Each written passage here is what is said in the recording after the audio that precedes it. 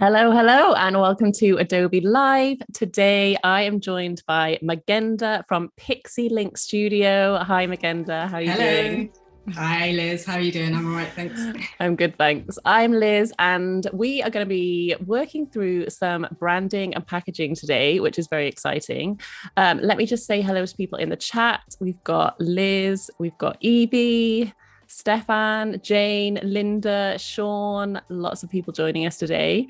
And if you are currently watching this on YouTube, then I would encourage you to head over to Behance. So if you go to b.net/Adobe Live, then you can come and join us in the chat and ask any questions that you might have for Magenda. So what are we going to be working on today? Okay, so we're going to be working on a branding and packaging project called Nadia SE. You can actually see it on my profile here. Let me just quickly click on this so you can get a preview of what we're going to be trying to put together. Nice. Okay, so this is the end result. We're kind of working backwards on ourselves today. Yeah. So Nadia SE is basically a hair care brand targeted at natural hair for, I guess, African Americans or African descendants, and also mixed curl types. Okay. So it's a really fun project where we're working with curvaceous figures and big hair, loads of movement, loads of colors and vibrancy. We've also got a hair and beard brand as well for men. So that's nice. That's the third label design. As you can see, they have a running theme with the illustrations and colors and whatnot. We'll dive into how, the thinking behind that and how, I guess, I put them all together. Amazing. Great. I love the photography as well. It's really beautiful. Thank you. Thank you. So yeah, this project is actually quite old, but I just recently did a photo shoot for it. The products have been sitting on my shelf for a while. And I really do like to do photography for my, I guess, my portfolio. Yeah, looks great. So. Brilliant. Cool. So do you want to head over into Illustrator and run us through your process, I guess? Absolutely. Great. Let's do that now. Okay, so as always, we start with inspiration. We start with a mood board. So here you can see I've collected some ideas together for the initial visual style and design direction. Just to give you a little bit of a background on the client, she really likes, I guess, fun, illustrative elements within the packaging. So most of the references that I showed her, she loved, but she also shared a few with me as well. So one of them would be this product here by Tracy Ellis. That's so nice. Yeah, it's so cool, right? So really well done. Yeah, it's called Pattern, and yeah, obviously the packaging is super bold, very simple as well though, and clean, which I really love. So I think we were pretty aligned with that. I think also some of that direction sort of inspired me to look at art as well. And I came across this artist. His work is, it's a UK artist. His work is focused on, I guess, movement, dancing, form. It's really beautiful. I think it's obviously inspired by African culture as well. So that really tied into my client's background and I guess her vision for the brand as well. Yeah, you can really see the movement in those pieces, can't you? Yeah. It's amazing. Yeah, I love them. Really, really big fan. So yeah, looking at illustrations, looking at artists, and then also her, her what's the word? Her target market as well. Yeah. Also tied everything together. And then the logo, I think we just wanted to keep it simple. We didn't want it too fussy. So I've started to look at a few monograms and also really clean typography as well to go with that. So, yeah. Nice. And all of this then ties into the final mood board, which we see below here. Okay, so is this is the mood board that you sort of sent to the client? Well, yeah, so it's like a revised version. So she added 2 items. The middle 2 images are hers. She just wanted to include that in there, just so that I can have that as a reference as well. But yeah, most of them are Pinterest inspired. Yeah. Yeah. Great. Nice. So yeah, that's the mood board. Shall we dive into the logo development? Yeah, sure. Is that where you start with the logo? Yeah, I like to start with the logo just because it's an easier, simple place to start with. You start to look at typography, and then everything else sort of falls into place once the logo is done.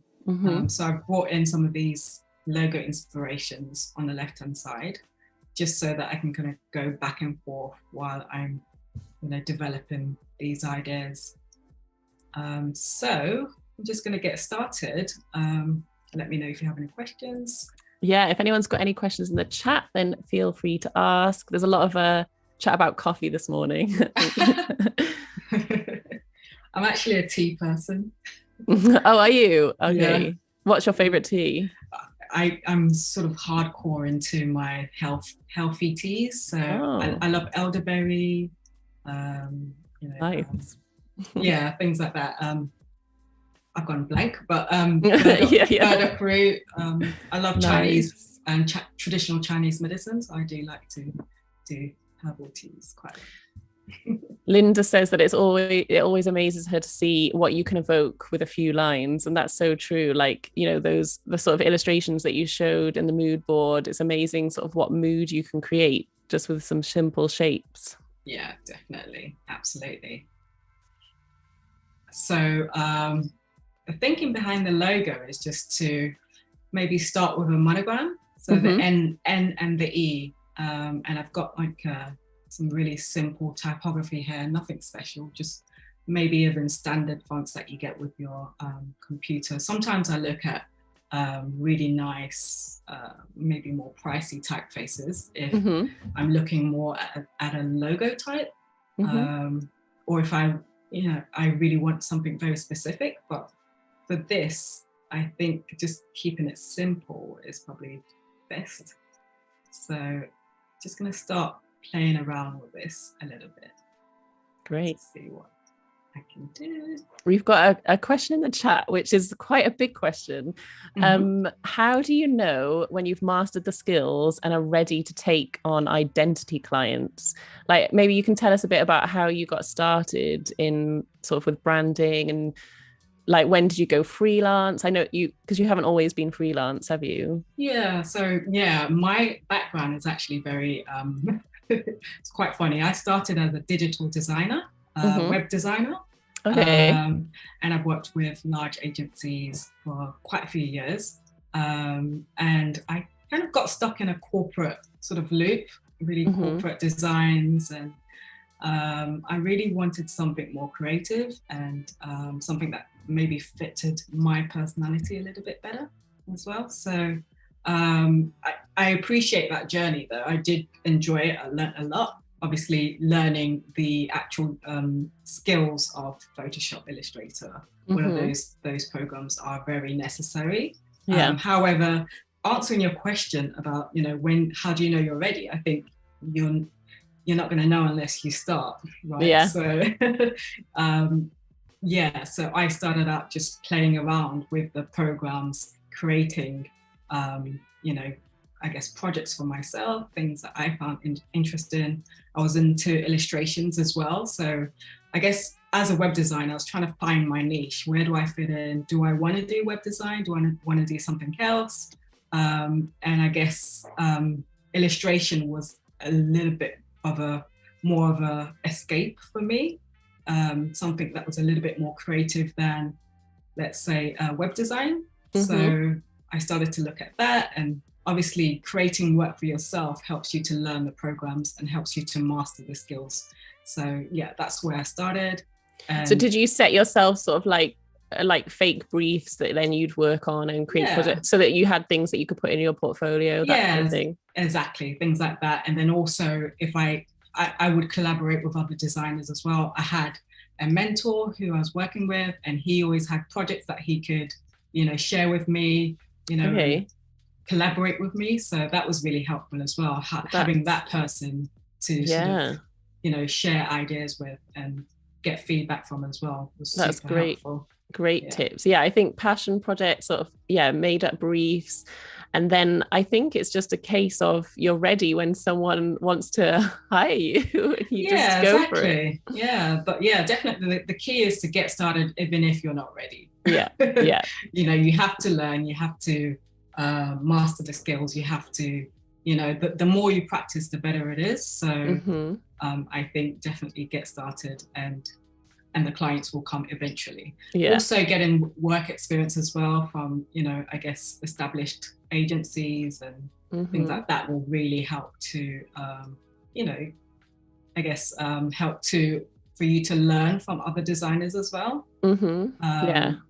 That really helped me through the beginning stages of my career, for sure.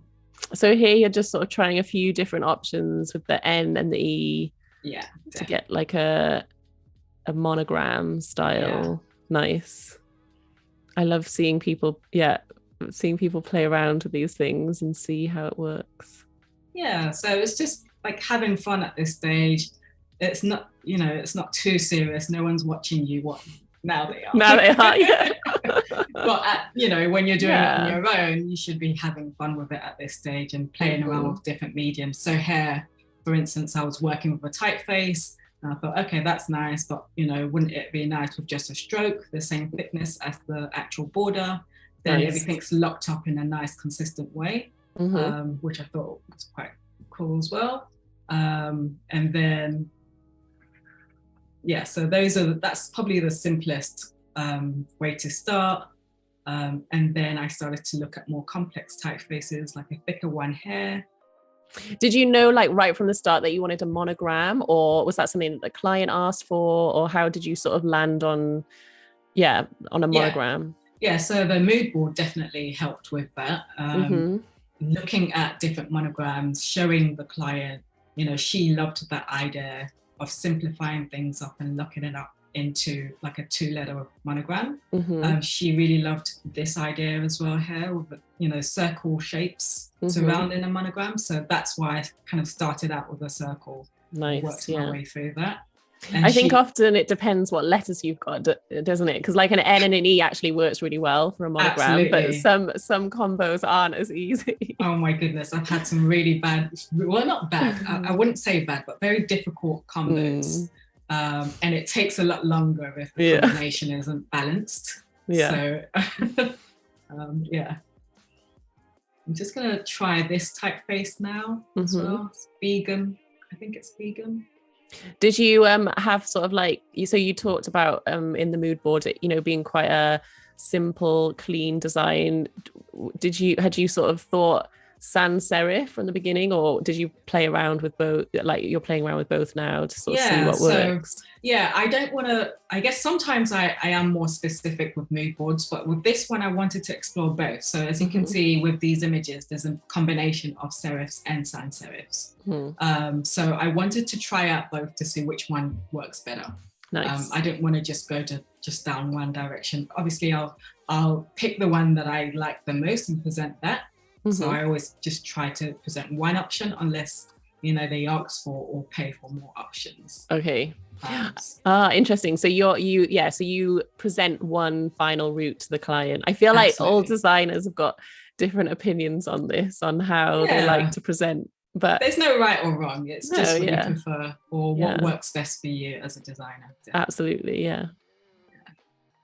So I think in agencies, especially if there's a larger budget, clients expect three versions or three directions. But you know, as an individual freelancer, if the budget isn't big enough, then I think it might just. Also, I don't think it's always necessary as well. I might suggest it to a client if I think it's necessary and ask them, you know, if they're interested in, you know, expanding the budget for that, or, you know, if I can actually give them that option for, you know, a decent amount in the budget. So it really depends. I quite like just refining it down to to one option, Mm-hmm. not because it's easier necessarily. No. Sometimes it actually can be more challenging. Harder. Yeah. Because you have to then decide what works best, and it's really solely down on you. Yeah, I definitely don't think so. I usually present three options, but I think partly because like you say, I find it harder to like really, like be brutal and narrow it down to one. But I think that's just sort of how I work. But like you say, I think there's pros and cons to both different ways of doing it, for sure. Absolutely. Yeah, absolutely. So yeah, I've done it both ways. I think definitely presenting three options, it's a lot more work into it. You put in more hours, but it's a lot easier because then the choice is not really up to you. Yeah. You're giving the client a little bit more of a leeway, which is nice as well. Can be nice. Can be nice, yeah. You just got to make sure you like all the designs, exactly. Otherwise. And that's the hard thing, because there's always one design that you're not, fond of, or it's not the strongest, and maybe it's the last one you did. I always try to put in that extra effort to make sure that each design is absolutely perfect, and if they chose it, I would be happy. Yeah, absolutely. I think that is the tricky element of it. Yeah, exactly. We've got some more people joining us in the chat. Hi to Jack and Shruti and Stuart. Nice to see everybody. Magenda's currently working on a monogram for a hair care brand. So yeah, if you've got any questions, then feel free to put them in the chat. I'm just going through and adjusting the typeface to nice. make it fit within the idea that I guess envisaged for it. So. I think it's always nice to have these sort of like custom tweaks as well. Yeah, just makes things a little bit more bespoke as well. Yeah, so absolutely. You're not just, sometimes it's not really needed. You can just use a beautiful typeface if it's already designed nicely. But in some cases, it's really nice to just make it a little bit more bespoke. And just curve in some of the edges as well. Now that I'm adjusting it, I want to make sure that the actual style of the font isn't destroyed. Yeah. So what tool are you using at the moment? Just the curving tool, the smoothing tool. Nice. Yeah. Just touch and go with that one. And I have to plate that eye. Okay, so we've got something here with the N and the E sort of linked together. It's a very straightforward sort of lockup. They're both on the same line. There's no sort of crazy overlapping going on. Yeah, I like it. It's just quite neat. Yeah, it's with an N and an E, there's only really a few things you can do with it. You can hang it on the end there, or just sort of keep it on the same level. If you try to move it around, then the order gets messed up. So and it needs to be legible as well, doesn't it? Yeah, exactly. There's other creative things you can do with it, and I've seen really cool monograms where you've got the indentations and the negative space to make sure that things are clear. But I think for this one, I just want it neat and just kind of locked up together in a way where it's seamless. So we've got this one. I just want to make it a bit smaller. Also in the logo, I forgot to mention, we had this one here, the L and the O. You've got a sort of leaf element there. Yeah, so I thought that would be interesting for her to have, because the actual style of the labels are going to be quite illustrative. So I thought maybe a nice, really simple illustrative element joined with the monogram might be quite nice as well. So yeah. Here's one I did earlier. Sort of. Nice. I've got a leaf here. If I put a stroke around it, it might help.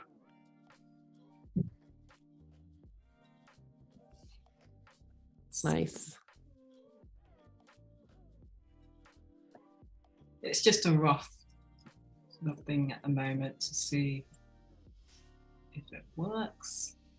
So now I think we're getting closer to the actual logo. Yeah, I like that. Yeah. Something similar to that. Can't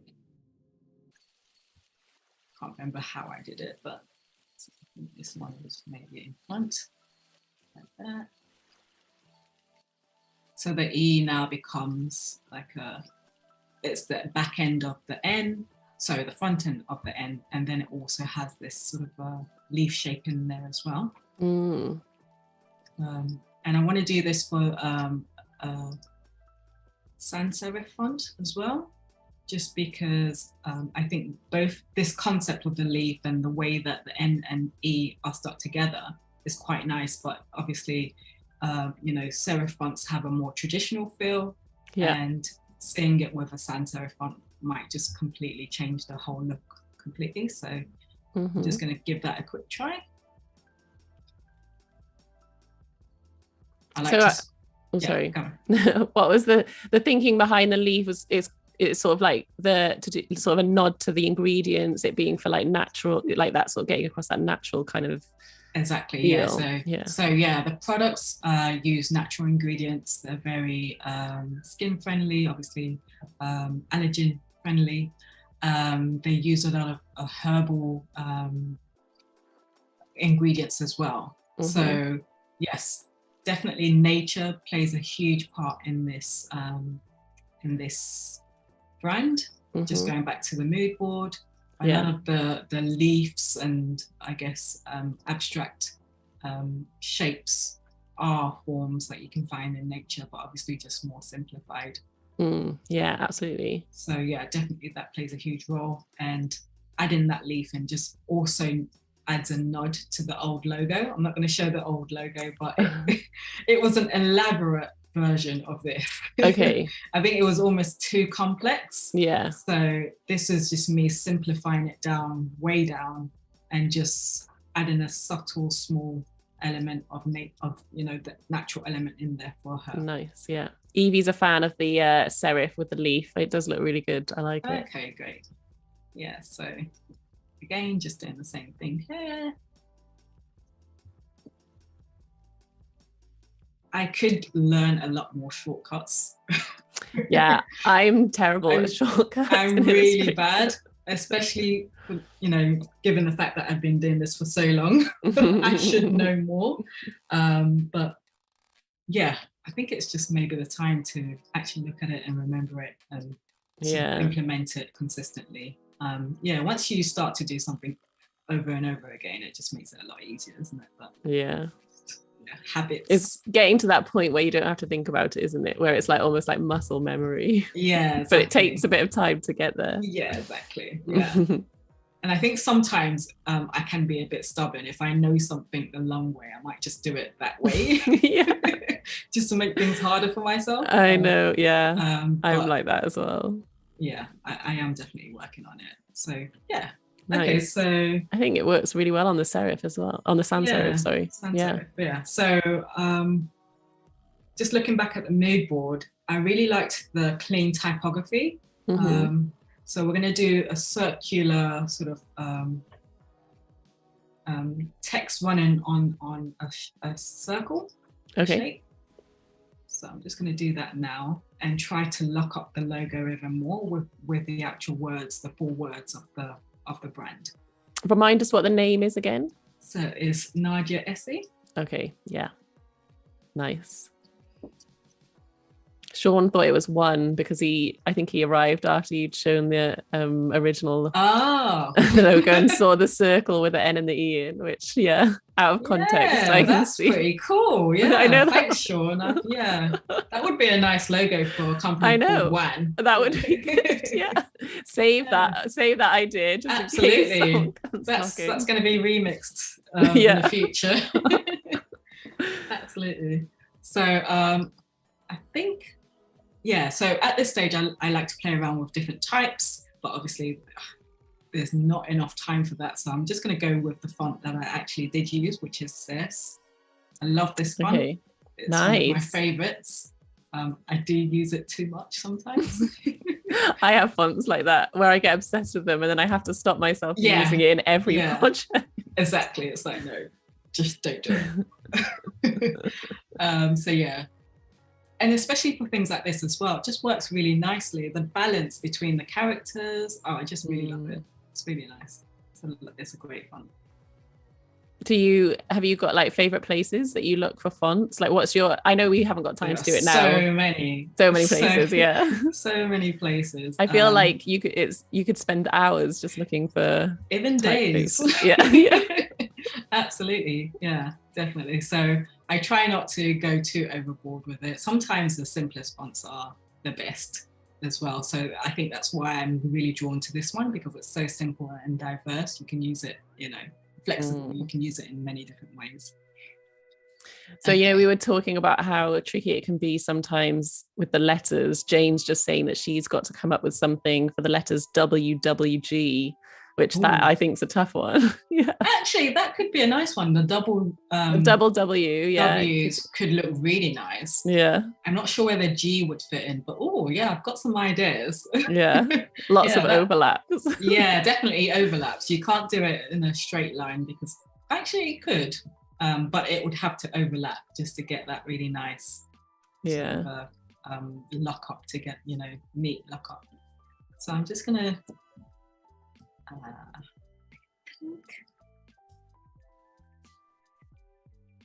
I think it said naturals on the actual final logo. I'm trying to remember my steps without what I did. Without the actual reference in front of me. So let's see, bear with me. Just gonna flip this one around.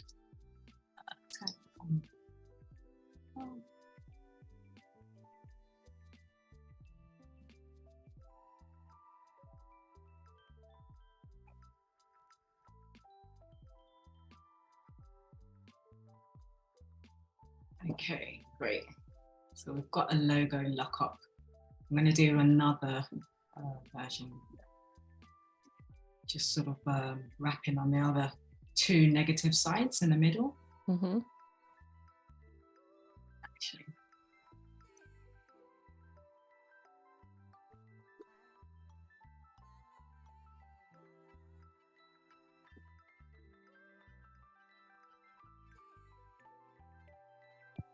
So she actually started her company in 2018. So I'm just going to add a little reference to that.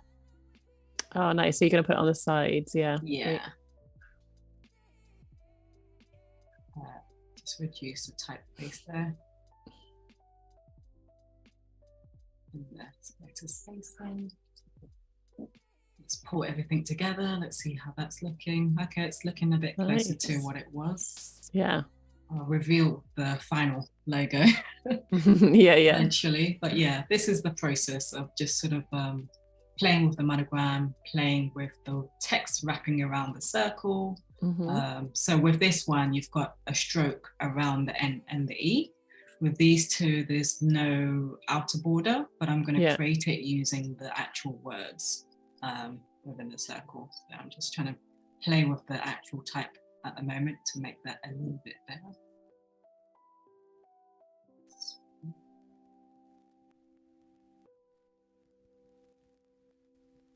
So you're just adjusting the spacing. Yeah, exactly. Nice. Okay, so we've got something there. I think I'm going to also work with a stroke as well. Obviously not that big, but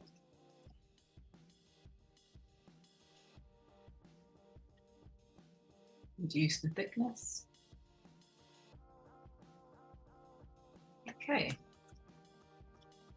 Nice. Okay, so you can see it coming together. Yeah, we've got our sort of really simple, really clean logo lockup. And then let's see what this looks like in the middle. Great, two versions.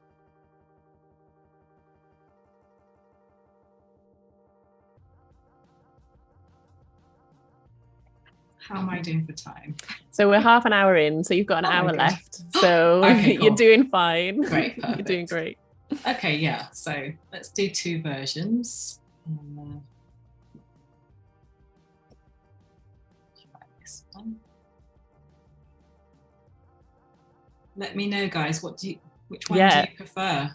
Let us know in the chat whether you like the serif monogram or the sans serif. Everyone's commenting on how easy you're making this look. Putting it all together so quickly. I think it's easier only because I've done it already. I know, so I'm kind of working from memory. Whereas in the beginning, you don't know what you're doing. You're kind of just, just messing around and seeing what works, what doesn't. We've got a vote in for serif. Okay. Evie thinks the serif feels more fruity. Jane likes both, but she's leaning more to the serif style. Oh, we've got a lot of lovers for the serif in the chat. Okay, great. I like the serif sort of I think it's nice contrast with the sans serif that you've got going around it. I think that works nicely. That's true. Yeah, it is a nice balance, definitely. I think that the sans serif font at the moment is a little bit too simple. I definitely did a few things with it before that I can't remember. Which kind of did make it a little bit better. But what I like about it, the sans serif, is its simplicity, and I think that would work quite nicely with the actual illustrations, just because the illustrations are super busy. They're going to be because you need it to be quite bold, don't you, so that it doesn't get lost with all the stuff going on. And I think that's so important to be thinking about that right from the beginning, because otherwise you could end up with sort of quite maybe like a dainty logo, but then that just gets lost with all the illustrations. And that's what I feel about sans serifs. I think sans serifs, they work really nice large. So if you've got a nice large typeface, that works really good. But when it comes to monograms, also again, if it's sort of displayed large in a large way, then it kind of it works much better. But as you can see, the smaller you scale it down, the less it is. So it's another thing to definitely think about how it works. There's so many things to consider as you're designing a logo, like how it works in one color, how it works really small, how it's going to look really big. You need to sort of make sure that it covers all the different usage points. Definitely. So okay, great. I've got a few ideas here. So everyone likes this one, is that correct? So far we've got a lot of fans. I think everyone really likes both of them, but all slightly erring towards a serif. Okay. I'm actually really liking this one now. I know. Well. Sean wants royalties if you use it. Okay, no worries. We'll have a call. We'll have a chat after. I do really like that one as well. I think it looks great. Okay, so I'm going to just show you what the final version looks like. See what you think. And I like to use images at this stage as well. Nice. Just to see how it works over. So when it comes to mock-ups, I start in Illustrator. I start to sort of bring in images, bring in certain elements to see how things sit on the mock-ups, and then I'd work in Photoshop a little bit more, especially with so many amazing mock-ups out there now, especially with things that are already made. You tend to have to go into Photoshop and sort of add the smart layers. Exactly. At what point did you start thinking about the colors? Was that later on in the process, or you've got your? So it's basically this stage. Once I have an idea of the logo, I've got like 3 possible directions. In actual fact, it probably would have been more than 3 options that I had at this point. I sort of picked the ones that I thought were strongest, that I liked the most, and then I'll start playing around with mock-ups and also colors to see how that logo will actually work in reality. So at this stage, I could actually, put some of them onto the mock-ups and find that it's actually not so good, or it doesn't work well for whatever reason, and then change my mind, go back to the drawing board and pick another version or another completely different logo altogether to see how that looks. A quick question on that. We were talking about making sure it works small. Evie was asking whether the best thing to do is to start designing it really small and then gradually size it up, or how do you sort of factor that into your design process? Yeah, I try not to think too much about it, but definitely at this stage, I will, this is definitely a smaller scale. And then I tend to zoom in and out sometimes just to see, you can see here the N and the E. That top one's a lot more bolder than this one. There's certain details that get missing a little bit for the second one, which is fine, but it's just because there's a lot of text and other elements around the monogram. So definitely at this stage, I start to look at size, not too much, but definitely I consider it to. So I think the answer is you don't have to design really small, because that would be really difficult, but it's just something that you factor in as you're going along. Yeah. Especially knowing the characteristics of different typefaces as well. So you know how it's going to perform as a favicon or something. Yes. I start to think, okay, well, this was going to look quite nice on her Instagram profile. And thinking about also, the different uses. That's actually a good point, because I think what I did do after that as well is I made a more simplified version of this. So I just did two options. One is the full logo. The other is more of a just the monogram on its own. Yeah. Nice to have different options. Yeah. Obviously, I'm working with a stroke here, so I just need to adjust that.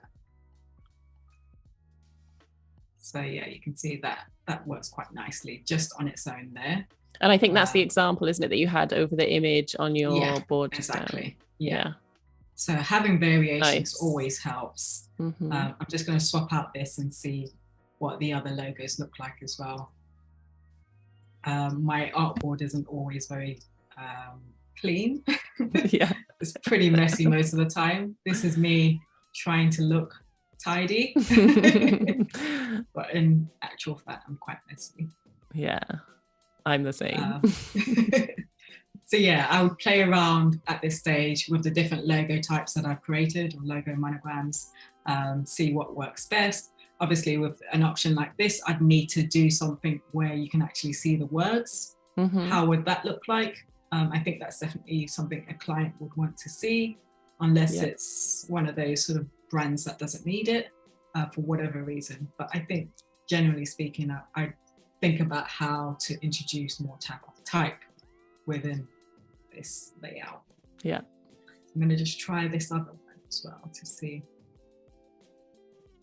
what that looks like.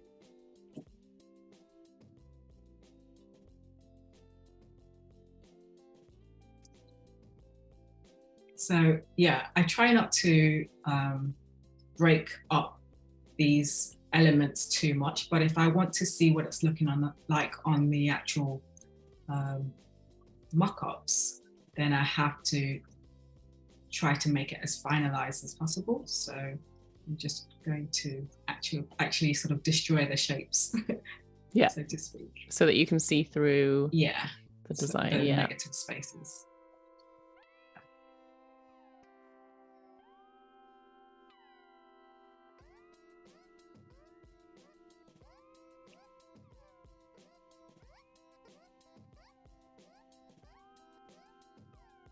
I love that that tool, like the remove from front or whatever it is called. It's really good.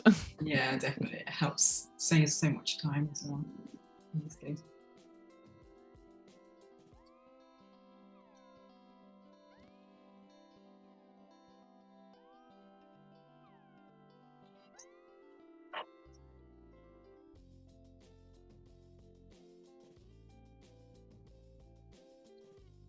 Okay, great. So we've got a negative spacing on this version. I'm just going to sort of put this within the circle.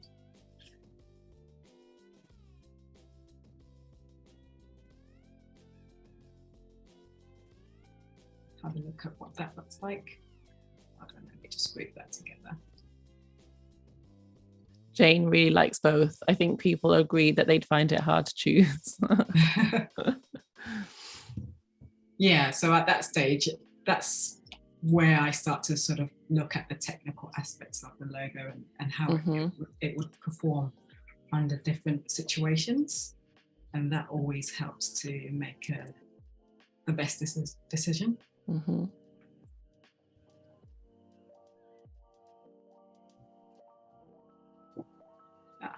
Oh, I think it's because you've still got a stroke on the circle. Yes, okay, got it. Nice.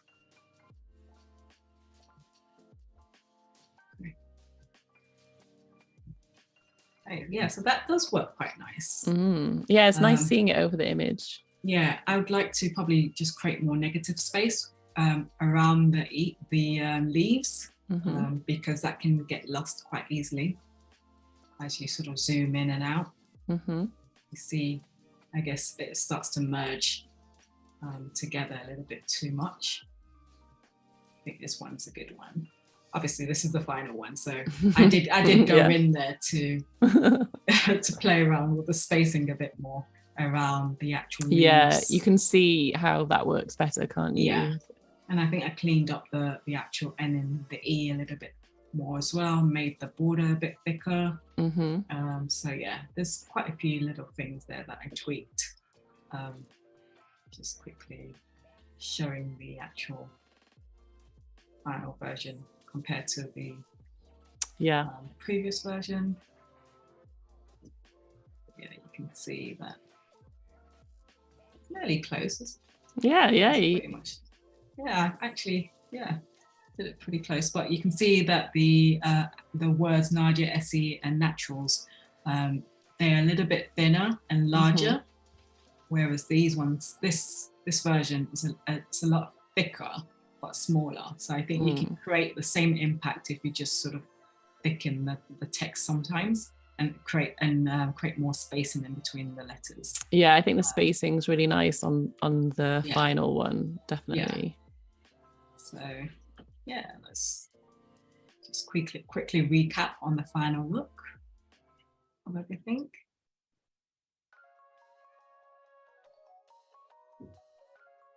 Always have things hanging around. I know, yeah. The edges. I think, most of the time no one sees it, do they? So you just have all your bits that you've been working on. Yeah, and if you want to export in sort of, some people create their presentations within Illustrator. I like to use InDesign. Me too.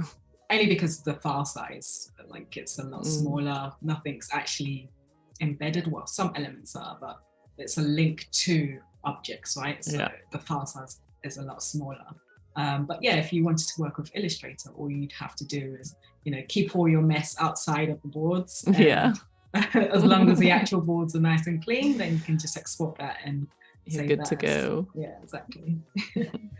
So go on. No, I was just gonna remind everybody, if anyone's over watching on YouTube, then feel free to come and join us over on Behance, and you can join us in the chat.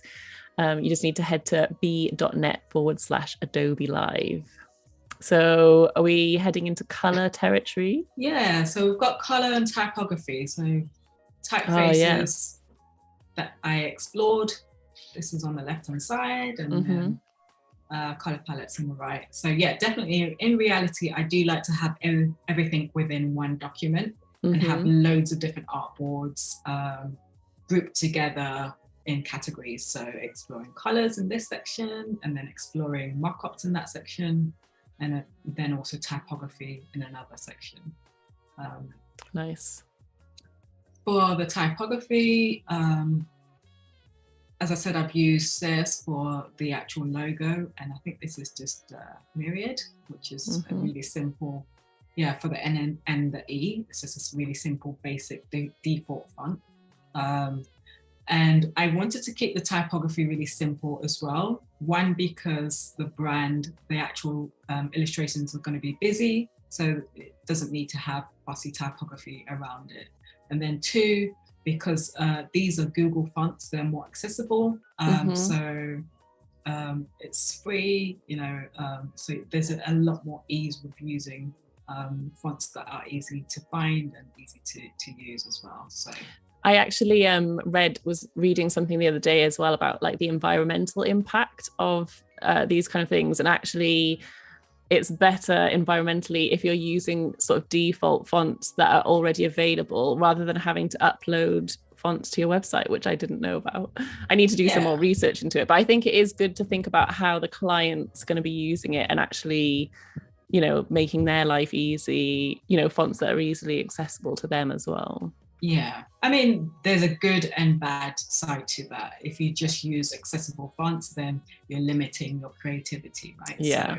So there's so many beautifully made fonts out there that have web versions. So if you want to invest a little bit more in fonts, I think that's definitely a good thing. And uploading is, for most web developers, it's not really an issue. And there's so many platforms now that integrate, you know, bespoke fonts within their platforms. So it's and actually there's loads of options available usually, aren't there? Yeah, exactly. Yeah. So yeah, I think most of the time I love to explore really fancy fonts, but for this one, it works both ways for her. It's simple, so it's not going to be too in your face and clash with the illustrations. And then two, it's cheap and available, you know, more freely available for her to use as well. Right. Yeah. So there's 3 typefaces I explored. This is the one I chose in the end, which is Lato. Nice. I also really love Poppins. It's another favorite font of mine. It's got some similarities to Circe. And then Montserrat, which is like, it's such a common font. I think both of them are very common now. Again, that's another thing. It's like, do you want to use what everyone else is using? Yeah, it's sort of getting that balance, isn't it? Yeah. There's no right or wrong. It's just it depends on the client and, you know, and how they'll use it, I guess. Exactly. Yeah, definitely how they use it. So with my client, she has Canva, and she's able to create, you know, loads of layouts with the assets that I've given her, and her team as well now. So it's an easy font for her to find, and, you know, even if she misplaces it, it's so easy accessible. So Lato and Poppins are actually Adobe fonts. So Tim has very helpfully just shared the links to them in the chat. So that's great. Yeah. Okay, great. Perfect. Yeah. So again, Adobe fonts. You know, yeah, great place to look. Great place. It's probably the #1 place when it comes to fonts like these. These are like, really nicely made. So. Okay, so I'm starting to work with paragraphs as well to see what things will look like. I think this is the Poppins font, and then this is the Lato font. As I said, that's what I chose in the end. So you went with the same font for all the bits. So like the head, nice. Yeah, it's not always like that. Sometimes I have a really fancy font or something more unique for bolder. For the header, paragraphs and bolder headers and titles and things like that. But I think for this one, I just wanted it really nice, very simple, no fuss. So I've got maybe 2 types of headings. This could be a heading. Tony, hi Tony. Tony's joining us in the chat, and he said you can try out the fonts in Adobe Express 2 directly from fonts.adobe.com. That is such a good tip. Yeah, that's really good. Yeah, definitely. I think also because I'm always looking online and there's a mixture of different platforms that I'm working with. I start with Adobe, then I also maybe explore like I guess unique fonts. So there's a lot of individuals creating fonts out there as well. And then use a combination of the both. But definitely Adobe fonts, especially when it comes to detailed, paragraphs and things like that. You know, there's definitely going to be something there for you. Oh yeah, amazing. Cool. So you've got your typography locked up. Yeah, so that's just a reference for me. When I start to create the labels, I just refer back to this and try to work with the styles that I've already established. Obviously, if it doesn't work, I'll go back in to this section, and then tweak it and maybe try something else. But yeah, that's definitely, I think that's probably where I left off. Nice. For this project. And then to the right hand side, or left, I think. I'm not sure. I started to explore colors as well. Hair. I think at this stage it's a little bit early, but it's good to start now to look at different colors that you'd like to use, not just for the packaging, but also for the overall brand as well. And then I tried to group. I knew I wanted two tones that really stood out. I wanted a really nice striking balance and a contrast between those two tones as well. So I tried to work with complementary colors like green and pink. Nice, yeah. And then I tried to tie it in as well to have some sort of consistency between the three. So the pink hair and hair, they obviously link, and then the brown, although it's a little bit lighter hair, also links with the brown there. So you're not going to have completely different colors for each one. They're all going to have something that's linking something, else together. A similar look and feel, yeah. Exactly.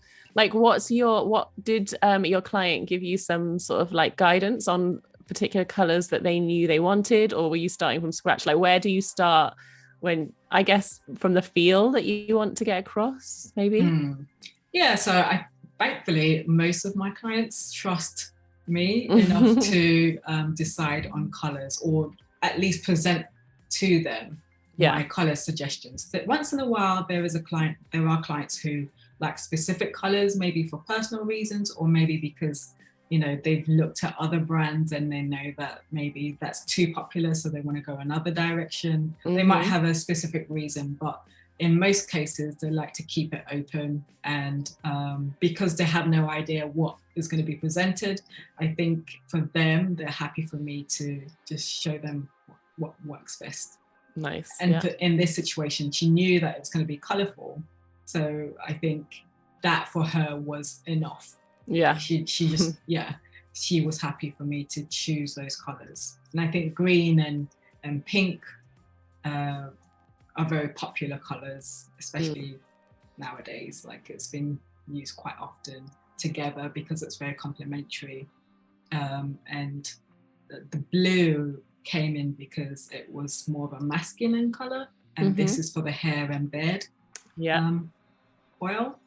And I didn't want it to be too playful, too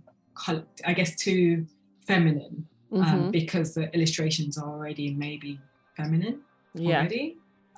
So I guess you've got a nod to the organic again as well, haven't you? So like, it's bright, but it also has that sort of nod to like earthy tones, like natural colors, which is really nice. I think the browns and the green help with that, for sure. If it's just pink and blue then on its own, then, So we're about halfway through, and we've got a few new people joining us in the chat. So maybe you could just do a little rundown of what we're working on again for anyone new. That'd be great. Yeah, so quick recap.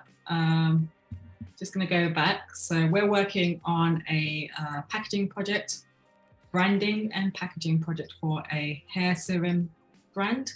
Here are some of the examples that we looked at in terms of the mood board, and how that was going to feed into the work that we've basically explored already.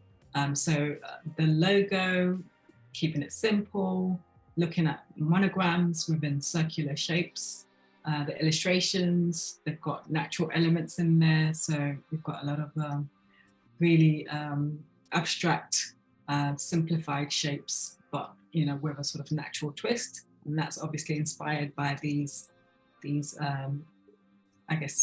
images here, one from the artists that I referenced in the beginning, and another from competitor brand as well. So yeah. Nice. This is the summarized mood board. We've looked at some logo ideas, and just starting to see what that looks like within, images and, color as well. So adding color into this process now, looking at typography and how that's going to be used in the future. along with specific colors for products as well. Yeah, so that's where we're at. Thank you. Great, so that's actually good. We're halfway through. Yeah. We're ready to get started with the actual illustration side of things. And this is always quite fun for me because I do love illustrations. And I think at one point in my career, I did want to maybe just do illustrations. Yeah. But I love the fact that it's not art, it's more, I guess it's more, a bit more fun, simplified down. And I like the idea of putting it on products as well, because obviously products are things that you can engage with, you can touch and feel and interact with. Whereas just being an artist, you might just sit in one format and that's it. So yeah, so here are some of the sketches that I did based on inspired by the artist. Yeah, these forms and movements, the curves and everything that I picked up from these images. Nice. And do you always start with like pencil on paper and then sort of scan that in, or what's your sort of process with this? Yeah, not always. So it's a combination of two things. Like I've got some shapes here. These are just done like on a computer freestyle. You don't have to do much. Well, there are some things that I'll sketch out because I want a specific look, but there's so many simple shapes you can create just using the tools in Illustrator. And have fun with it as well. So yeah, this is probably how I did these ones. Yeah, like even just seeing how you're adding those circles, it just looks really cool. Those organic shapes, really nice. Yeah, and this is just like, just the pen tool just going around and trying to make a squiggly shape. So for things like this, it's a little bit easier to do because there aren't any specific, like really complex forms to them. They're just sort of natural leaf shapes.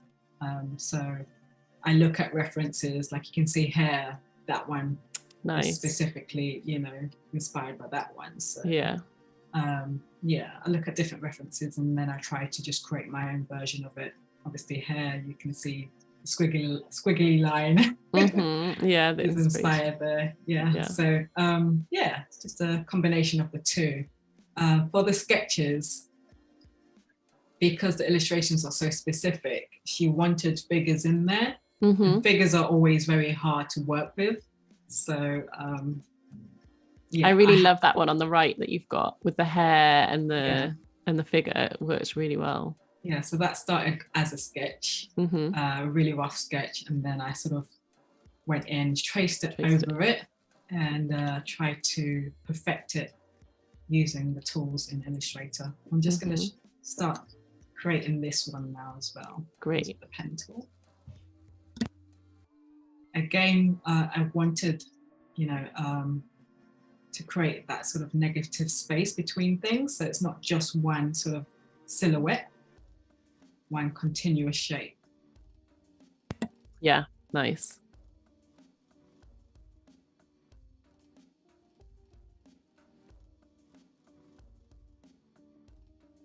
Always forget to put on transparency.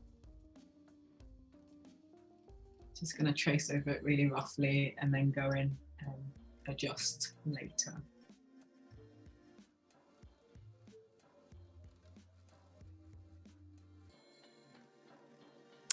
Yeah, that's cool. I like it. Thank you.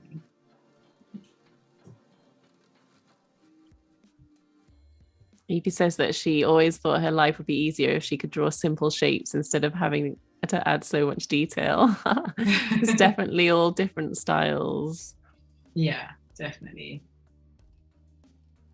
I think this style of illustration definitely, sort of from what you've told us about the brand, works really well in terms of like what the product is and all that you can. It's really nice to see all the elements coming together. Yeah, I think this was one of the most fun projects that I've worked on as well. Was it interesting?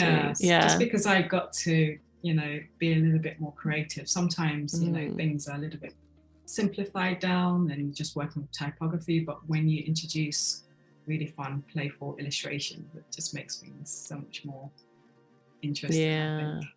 I think. So I do always try to, not always, but I do try to suggest it using illustrations with packaging design.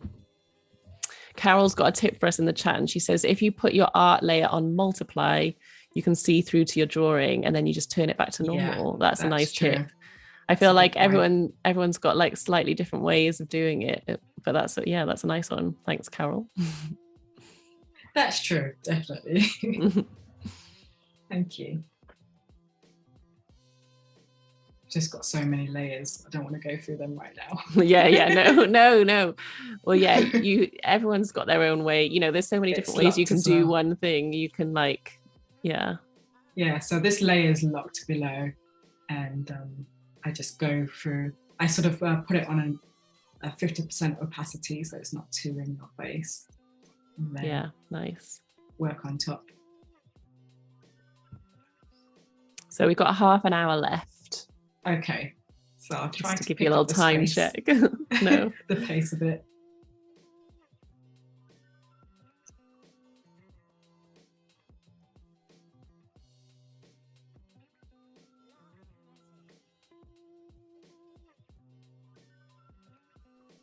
And I like the fact that these figures as well are so abstract. Yeah, like, no one's ever gonna, look like this, but it's like, yeah. It's just so, yeah. It's part of the style. Yeah, exactly. Yeah. Okay, so we've got a working version. I think if I click on this.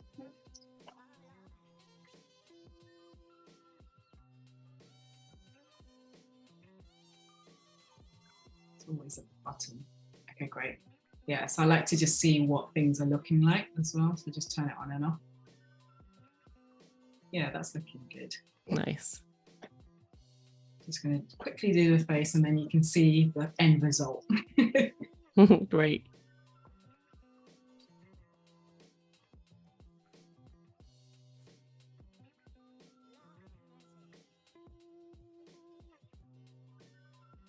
Yeah. Having sketches is really helpful, because doing something like this freehand, it's like, it's going to take so much longer. I just find it a lot easier and natural to just sketch something on paper, and then either, I don't know, take a picture of it, and then email it to myself, or just like airdrop it to my computer, or scan it in. Yeah.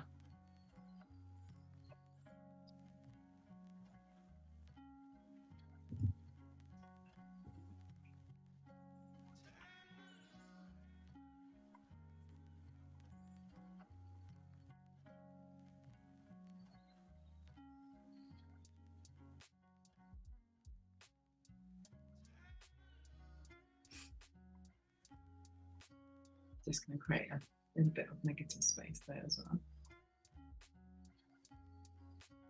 Great, okay. Let me know what you guys think of this one. Yeah, let us know in the chat. Time doing it live in front of people, like usually it takes me hours to clean it up and until I'm able to, say I'm happy with it. Yeah. I think it's just a rough it's always a bit different when you're doing it live with a time limit. Definitely. Yeah, definitely.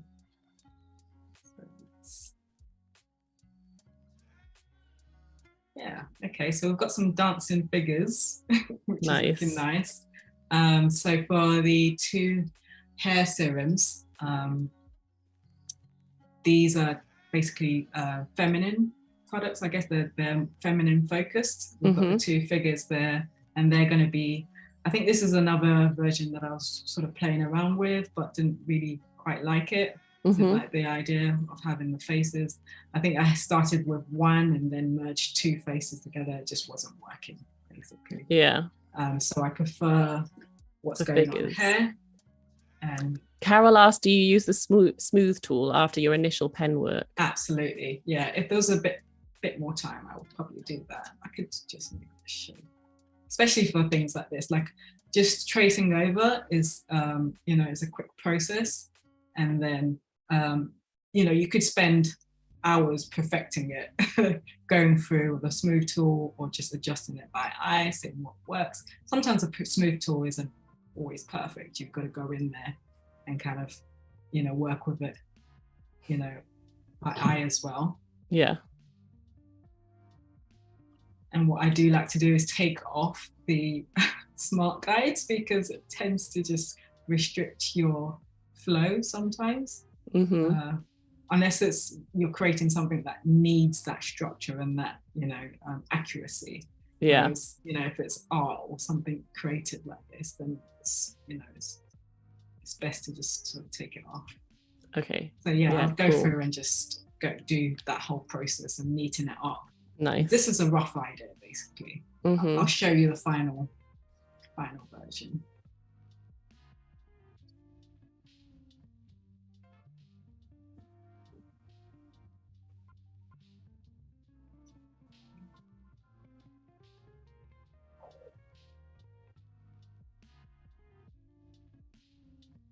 Yeah, so that's the final look. Before and after. Nice. Yeah, it's nice to be able to see the difference. Yeah, definitely. So I wanted it more curvy. I wanted more character in the hair as well, and obviously the hands and feet a little bit more defined. So yeah, so these are the final two. Then I also looked at other things like movement for the hair and beard product as well. But I really didn't like what was happening with that. I kind of just abandoned it. Doesn't quite fit, and it doesn't say hair and beard, you know, so it's really hard to do that. It just shows you like how many sort of iterations go into something before you get to your final, you know, like you see the final product, but there's just so much that goes behind it, isn't there? Definitely, yeah. So initially I wanted everything with movement and full form, almost like they're dancing, but I knew that it wasn't possible for every single product. And also in the future as well, if she wants to create more products, I think there has to be a more flexible rule around things. I did a very simple silhouette hair. I think this is the final version that I prefer. It doesn't really have as much detail as the other versions, and I think it pretty much says beard and hair all in one. So you'll see what that looks like with the actual label, the full version of the label. Okay, so let's start to look at the actual detail of the label. So what I like to do is I like to just put everything out onto the label and then place into the available space the illustrations or the graphics that I have in mind. As long as all of the details there and I'm happy with the layout, it can change, and it does change. Sometimes when there's feedback, there might be more elements that needs to go on there. Thankfully for this label, I don't have to worry about barcodes and any other sort of descriptive text and things. Okay. I've got all the important details, you know, the ingredients, contact information, things like that. So I literally at this point, I just go in and start to place, you know, the actual objects into place to see how they all fit together. So before you presented the designs, did she already have a clear idea of sort of what the packaging was going to be like? Oh, I guess because they already had a brand, didn't they? So they already knew what the packaging was like and had all that information for you. Yeah. Nice. Yeah. It's not always like that, but I do always ask for that information before I get started, because it just makes the design process a lot easier. To have that. So, and also the earlier they get to think about that, the better as well. So it's not always the case. I just started to play around with where these shapes will go. I really wanted something that was quite immersive, like kind of busy, but you know, obviously just using the two tones helps to simplify things down a lot as well. As you can see here, the logo is kind of clashing a little bit, so you're going to have to play around with the positioning to make sure it's best. But I don't mind that, because when it's printed, because of the contrast between this light cream and the pink, it does still work. And I do try to test print it on my home printer as well. Yeah. to see what the contrast looks like. Yeah. Mm-hmm. If the information's been lost or anywhere. Evie's loving these colours. Thank you. Lots of love of the colours and the hair on the guy. People really like the hair illustration on the guy. Oh, that's cool. Just put this on.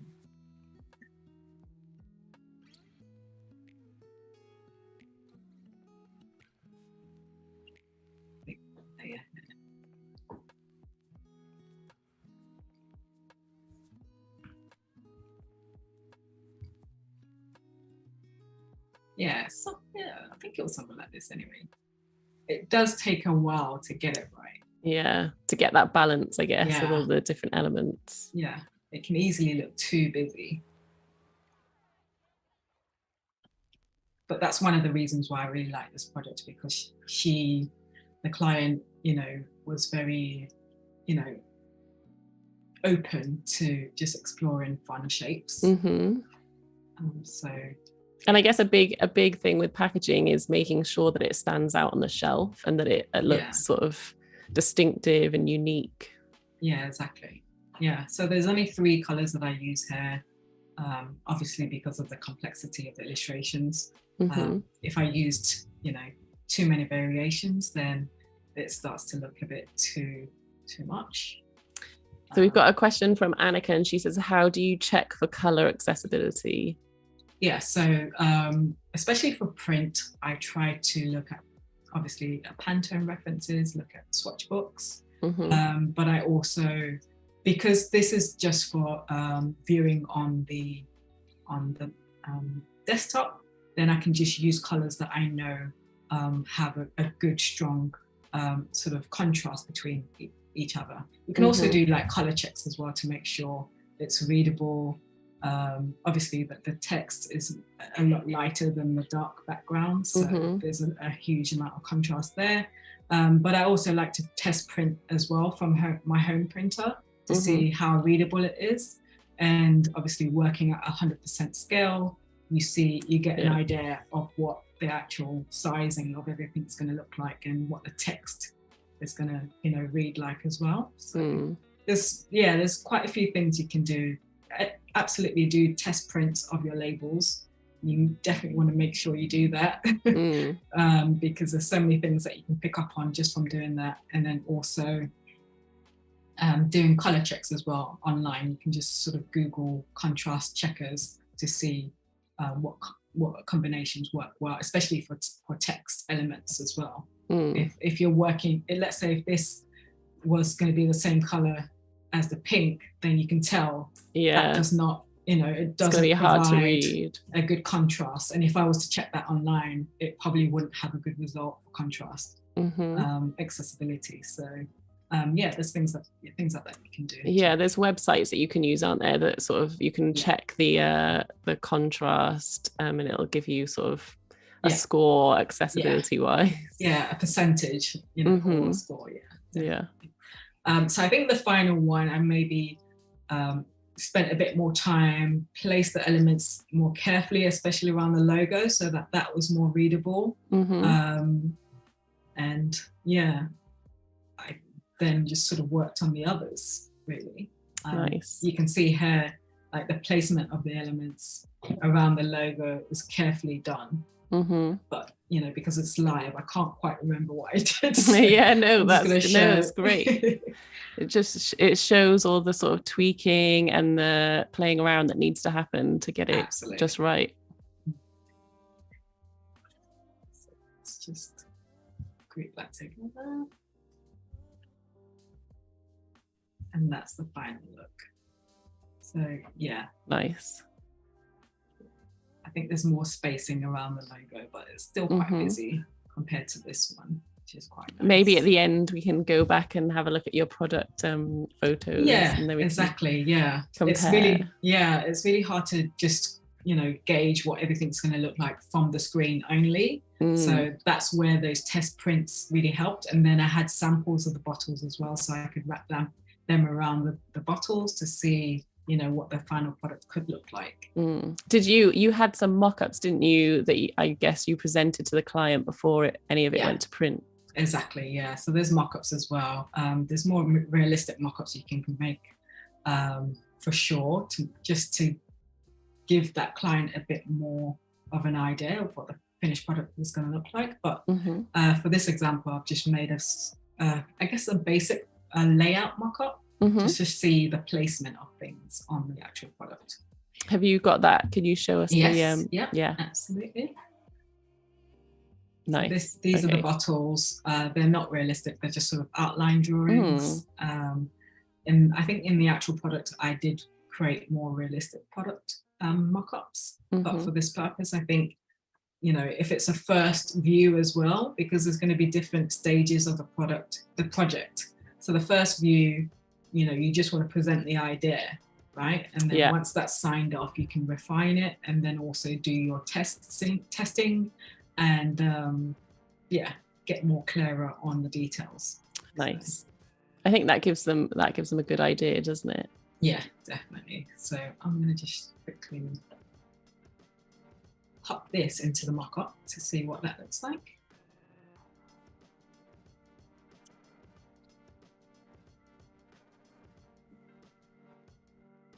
It's just basically just using masks to get it in the shape. Yeah, get it in the shape. Okay.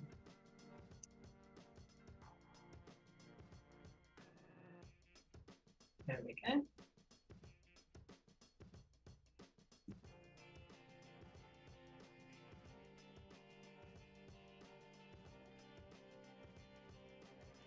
Just a rough idea of what's going to look like. I think mock-ups are just so helpful in terms of, you know, like the client can't always visualize what it would look like in real life. And so it just gives them such a good. Yeah. Nice. Okay, so yeah, you get a rough idea of what it would look like on the bottle. Also, you know, are there things from the back that are sort of showing up on the front? You know, you've got this logo there, so maybe I might want to push it round, push it a little bit further. So, you know, from the front view, you can't see anything on the back, especially for smaller products as well that have, you know, round bottles. Yeah. So here are, I guess, the other mock-ups are in here somewhere as well. Oh yeah, nice. Yeah. And you can see how it's all coming together as a set, which is really nice. Exactly, yeah. So you've got the colours that sort of complement each other. There's a running theme of pink and brown as well to tie each of the products together. And then for future products as well, you can maybe either stick to the same colour scheme or introduce one or two extra colours in there, but still tying it back to some of these colours, so that they all sort of look like they belong to the same family. Yeah, absolutely. Yeah. Maybe for the people who weren't around at the beginning, you can show us when you finish, you can show us the final project again on Behance. Absolutely, yeah. I mean, this is pretty much it. This is the final stage. Obviously, after this, I create mock-ups upon mock-ups and then just present the actual, the actual design direction through a PDF. And then go through it and, you know, present it to the client and then refine it after that. So yeah, This is the final stage. Great. Maybe we could hop over into Behance and then see your final presentation. Yeah. Oh, amazing. Right, yeah, so the bottles in the end were a lot longer and thinner, so I had to adjust the labels. It works well because there's less you can see from the front, so that's one nice thing. And then also there's a lot more height, so you can sort of move the elements around a bit better as well. So you can see for this one, the green and pink, I was able to maybe move the shape of the heads and the arm to a better position. But yeah, the logo has a good amount of contrast because of the color that I've chosen. Yeah, it looks so great, like with the paper cutouts, you know, tying through into the photography. Yeah, so it's just having fun. So especially when it comes to photography, you want to complement the actual tone of the products. Well, product photography, I like to style them using elements or inspiration from the actual label designs. And did you take these photos or did you get someone to take them for you? Yeah, no, I took them. So yeah, that's one of the things that I've been exploring and also practicing with as well. And I didn't start out making money from them. It was from the images. I just started to, you know, create photographs of my projects, and then eventually, you know, when the client sees it, they might want to purchase it for a certain amount to use on their social media or on their website. So. Yeah, that's such a great, I didn't even think of that. Yeah, that's brilliant. So almost like a bit of an upsell at the end because you've created it yourself. Yeah, nice. Yeah. And then they might have their own photography as well. So the client also created a mini photo shoot where she generated quite a lot of her own images. And, you know, they complemented quite well with my images. Yeah. So I asked the chief to sort of use them as well in the presentation. Great. Yeah. Amazing. Oh, it's been great to be able to see the whole process of how you got to this. So you can see now where all of these elements, you know, how all of these elements from the labels can be used in other areas of the branding as well. Yeah. They can group together in an infinite amount of ways. And I also printed them out and cut them out for the photo shoot as well. Yeah, that works so well. Yeah, it just shows how diverse, you know, working with illustrations can be within a branding project.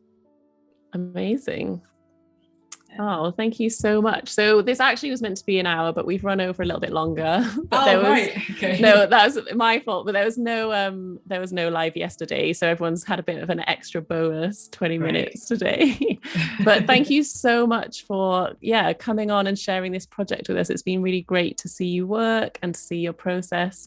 And yeah, thank you so much. Yeah, thank you for having me. It's been really fun. Thanks, guys, for joining in and for all of the comments and questions as well.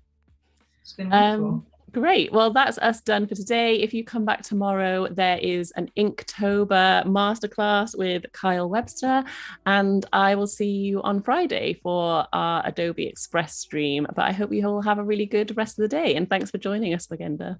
Yeah, thank you. Thanks, Liz.